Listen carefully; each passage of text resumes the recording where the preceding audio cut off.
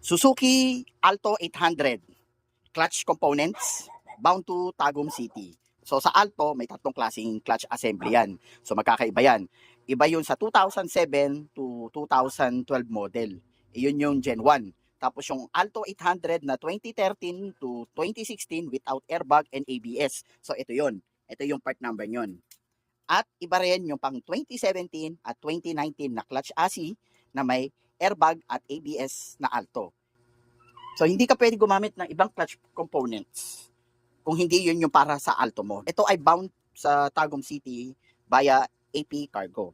So sa original, ang clutch components magkasama clutch disc at pressure plate. So, nakasil, di na natin binuksan. At release bearing. So that's all. Thank you.